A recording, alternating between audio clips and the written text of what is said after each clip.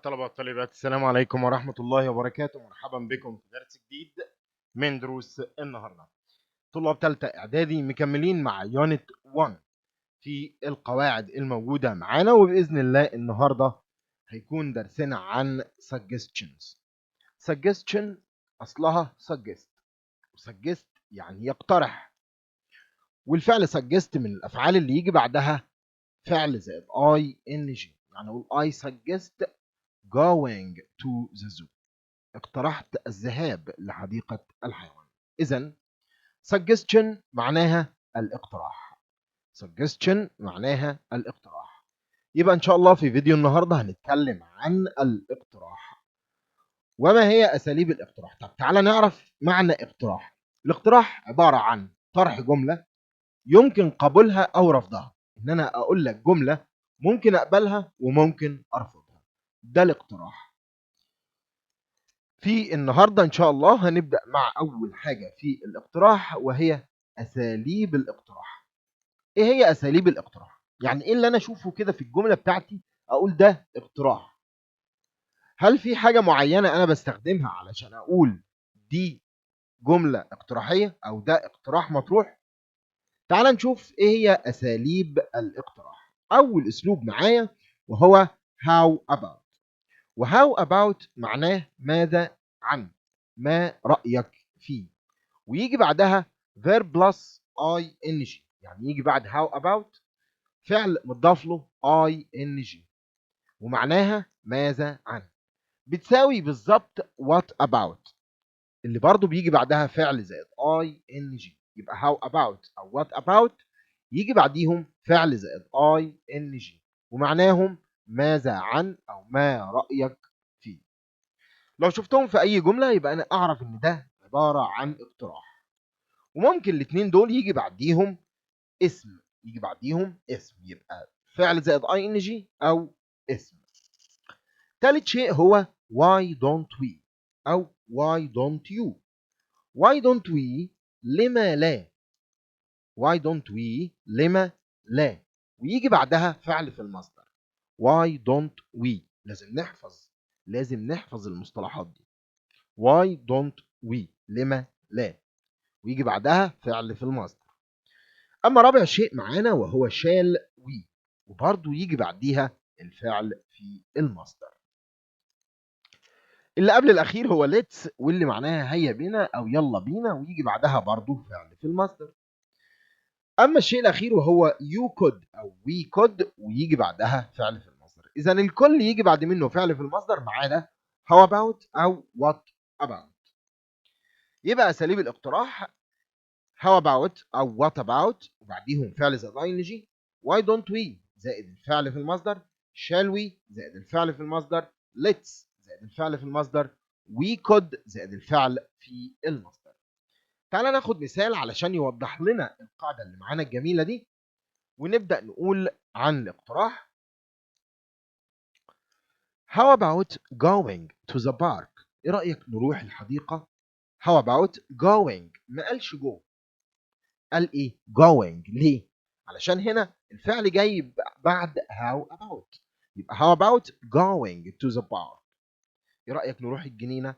طيب how about watching TV. ايه رأيك نشاهد التلفاز؟ how about playing football. ايه رأيك نلعب كرة قدم؟ how about studying English. ايه رأيك نذاكر انجليزي؟ يبقى how about خلاص انا عرفت ان هيجي بعدها فعل زائد ing. نفس الكلام مع what about، برضو فعل زائد ing. اما لو استخدمنا why don't we، لا هنا الوضع يختلف. why don't we go to the park، ليه ما نروحش الحديقة؟ طيب why don't we study English، ليه ما نذاكرش English؟ قال study. why don't we play tennis، ليه ما نلعبش تنس؟ why don't we sleep early، لما لا ننام مبكرا؟ نفس الكلام مع shall we go to the park. shall we go to the park، لما لا نذهب إلى الحديقة؟ let's go to the park. let's go to the park. we could go to the park، ايه هنعمل ايه؟ we could go to the park، نقدر نروح الحديقة. إذن how about what about فعل زائد ing. اما why don't we shall we let's go let's we could كل دول يجي بعدهم فعل فين؟ فعل في المصدر. طيب بعد سيادتك ما قلت لي الاقتراح، ازاي انا اقدر ارد على اقتراحك؟ يبقى بعد كده هنشوف الرد على الاقتراح. قلنا الاقتراح عباره عن طرح جمله يمكن قبولها او رفضها. الرد بقى هو القبول او الرفض. طيب لو انا قبلت الدعوه بتاعتك دي او قبلت الاقتراح بتاعك اللي انت قلته، يكون الرد ايه؟ اول رد ممكن هو it's a good idea، انها فكره جيده. it's a good idea. او اقول لك good idea على طول. او اقول لك great idea. great idea فكره عظيمه. او اقدر اقول لك why not لما لا. why not وليه لا. او اقول لك اوكي حسنا. كل دي اساليب تقول لي ان انا موافق. I'd love to اود ذلك، انا حابب كده. I'd love to. يبقى لو انت موافق بتقول له it's a good idea او great idea. why not okay I'd love to. ده لو انت بترد على الاقتراح. طيب في حالة انك في الرد على الاقتراح لا رفضت عشان انت عندك اعذار، تعال نشوف انت ممكن تقول ايه في الرد. I am sorry I am busy. اسف انا مشغول. I am sorry I am busy. او تقدر تقول I am sorry I can't. I am sorry I can't. اسف لا استطيع. اسف لا استطيع. I don't like that. انا ما بحبش كده. I don't like that. I'd rather you didn't. أفضل ألا تفعل. I'd rather you didn't. بعد ما خلصنا الاقتراح تعال نشوف حاجة تانية زي الاقتراح بالظبط ولكن مختلف. لكن قبل ما نروح للحاجة التانية، لو لسه انت موجود معانا وما اشتركتش في القناة يا ريت تنزل تشترك حالا وتفعل زر الجرس علشان يصلك كل ما هو جديد وحصري. ولو عملت شير يبقى فيك الخير. تعال نكمل الفيديو بتاعنا مع invitation. invitation اسم معناه الدعوة. الفعل منه اسمه invite. invite يدعو. invite يدعو. invitation الدعوة. طيب تعال نبص على أساليب الدعوة. أساليب الدعوة يعني إيه برضو اللي أنا أشوف في الجملة أقول ده كده أسلوب دعوة. تعال نشوف أول حاجة would you like to ويجي بعدها مصدر. هل تحب أن. would you like to. would you like to. I'd like to invite you to. أنا أحب أن أدعوك إلى. I'd like to invite you to. أنا أحب أن أدعوك إلى. أو أقول لك why don't you لما لا. أو أقول لك I invite you to. I invite you to. أنا أدعوك إلى. من الواضح إن الكل هيجي بعد منه فعل في المصدر. إذا تعال ناخد أمثلة توضح لنا الكلام ده. Would you like to have a cup of tea؟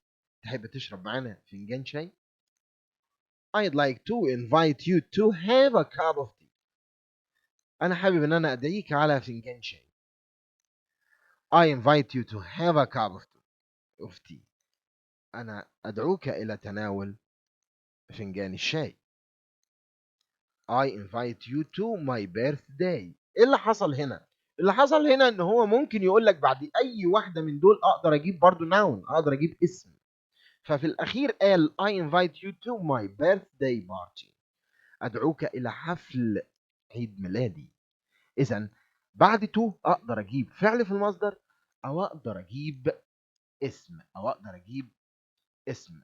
وكالعادة أو زي ما تعودنا بعد ما ندعو ممكن يحصل قبول أو ممكن يحصل رفض للدعوة. تعال نبص على الدعوة وإزاي نقدر نرد عليها. لو أنا قبلت الدعوة بتاعتك فأنا وافقت عليها. أنا في الحالة دي agree أو accept والاتنين معناهم يقبل. فأنا أقول له أوكي حسنا. أو أقول له I'd love to أود ذلك أنا حابب كده. طيب لو أنت رافض فبتقول له I am sorry I am busy. آسف والله أنا مشغول. فيها شبه من الاقتراح. أو أقول له I am sorry I can't. آسف لا أستطيع. وبعد ما تعرفنا على الاقتراح والدعوة، وتعرفنا على طرق عمل الدعوة أو الاقتراح، وتعرفنا إزاي نقدر نجاوب أو نرد على الدعوة أو الاقتراح. تعال نبص على بعض الأفعال الموجودة معانا، وأول فعل هو بريفير. بريفير معناه يفضل. بريفير كفعل يجي بعد منه فعل زائد اي ان جي، او يجي بعد منه نون اسم. يبقى هيجي بعد منه فعل زائد اي ان جي، او يجي بعد منه ايه؟ نون. اما would prefer to يجي بعد منه مصدر. would prefer to يجي بعد منه مصدر. ازاي؟ تعال نشوف مثال يوضح لنا الكلام ده كده. I prefer milk. انا افضل اللبن. هنا جه نون اهو اسم. طب تعالى كده. I prefer having milk. I prefer having milk. هنا جه بعد منه ايه؟ verb plus ing. اما لو حبينا نقول I'd prefer to يبقى على طول فعل في المصدر، فقال له have milk. I'd prefer to have milk. وده كان الفعل الاول. اما الفعل الثاني وهو like، هو نفس الشبه بالفعل prefer ومعناه يحب. فلايك يجي بعد منه فعل زائد ing، او يجي بعد منه اسم. او لو حطينا would like to يبقى هناخد فعل في المصدر. I like milk. I like having milk. هنا بقى الاول كان اسم والتاني فعل زائد ing. اما لو دخلت would فعلى طول باخد I'd like to have milk. الفعل التاني اللي بعد معانا وهو thank. thank يعني يشكر. thank يشكر، اللي هي جايه منها thank you شكرا لك. thank يعني يشكر. والفعل thank يجي بعد منه حرف الجر اسمه for، وبالتالي هيجي بعد منه فعل زائد ing او اسم. thank يجي بعد منه فعل زائد ing او اسم. تعال نشوف كده. I thanked her for helping me. شكرتها على مساعدتي. I thanked her for helping. ادي help وحط له ing. اما في المثال الثاني thank you for your help. شكرا على مساعدتك. help مساعدة، فجاء هنا noun اسم. اما في المثال الاول كان فعل زائد ing. يا ريت لو عجبك الفيديو تعمل لايك وتبعت لنا رسالة تقول لنا ايه الحاجة اللي انت لسه مش فاهمها في يونت 1. أشكر لكم طيب المتابعة، والسلام عليكم ورحمة الله وبركاته.